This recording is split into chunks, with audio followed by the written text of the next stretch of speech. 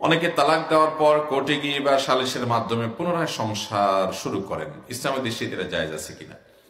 দরকারি একটা প্রশ্ন। তালাক এটা এমন একটা বিষয় যে নবী করিম সাল্লাল্লাহু আলাইহি ওয়াসাল্লাম বলেছেন, ফালাতুন জিদ্দুহুন্না জিদ্দুন ওয়া হাজলুহুন্না জিদ্দুন। তিনটা বিষয় আছে, মানুষ সিরিয়াসলি করলে যা হয়, দুষ্টমি করে করলে, হাসতে হাসতে রসিকতা করে করলেও তা হয়ে যায়। এজন্য ভাইরা, আমি সবসময় বলার চেষ্টা করি, খবরদার যারা বিবাহিত আছেন তারা কান খাড়া করে শুনেন, আর যারা অবিবাহিত তারাও শুনেন। একসময় বিয়ে শাদী করবেন, প্ল্যান পরিকল্পনা আছে, অবশ্যই মনে রাখবেন, স্বামী স্ত্রীর মধ্যে যত গন্ডগোল ফাসাদ লাগুক, যত যাই হোক, খবরদার আর যা করেন না করেন, তালাক দিতে যাবেন না রাগারাগি করে, হুটহাট করে, বদমেজাজি দেখায়া যা তা বলে আপনি তালাক দিয়ে দিলেন, এই কাজটা করেন না। অন্য যা দরকার সেটা করেন। একটা ধমক দেন, উচ্চস্বরে কথা বলেন, ঝগড়া করেন, দরকার হলে তর্ক বিতর্ক করেন সৌন্দর্যের মধ্যে থেকে।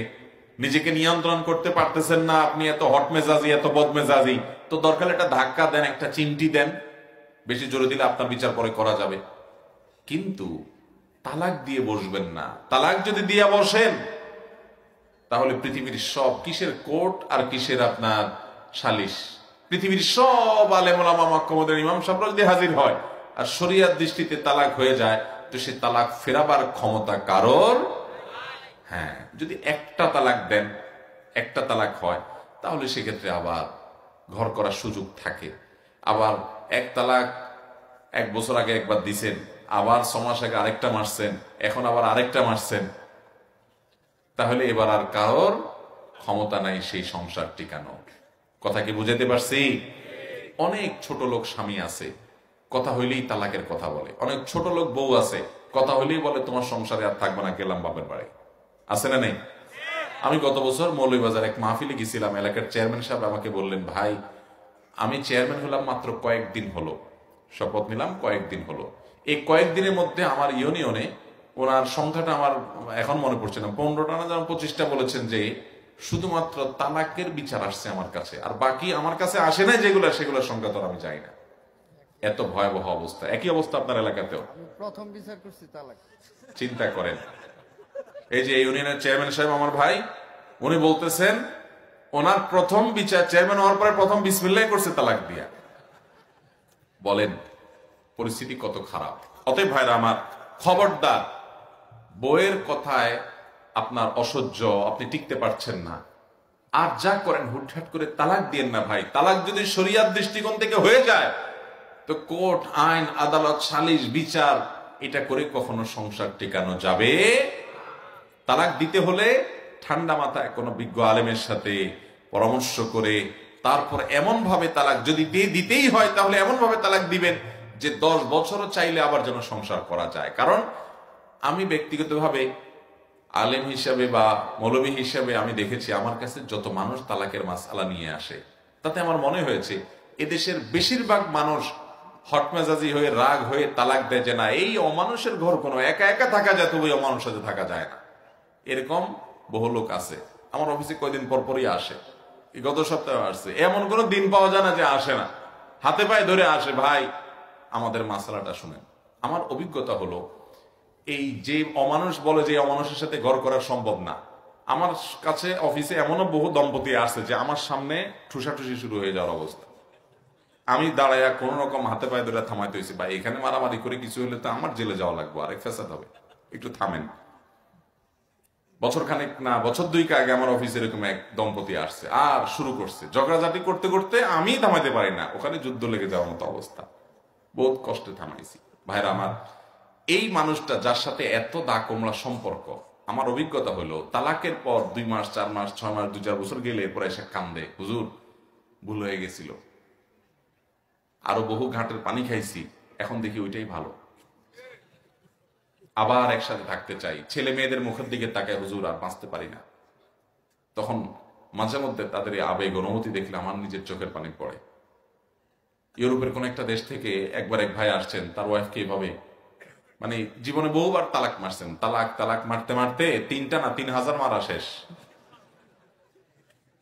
ভদ্রলোক ভদ্র মহিলা, তাদের দিনই চেতনা ছিল না। ভদ্র মহিলার দিনই চেতনা ফিরে আসছে, ছেলে সহ দেশে চলে আসছে, স্বামী সহ চলে আসছে, আমার কাছে আসছে, এসে বলে হুজুর এখন কি হবে?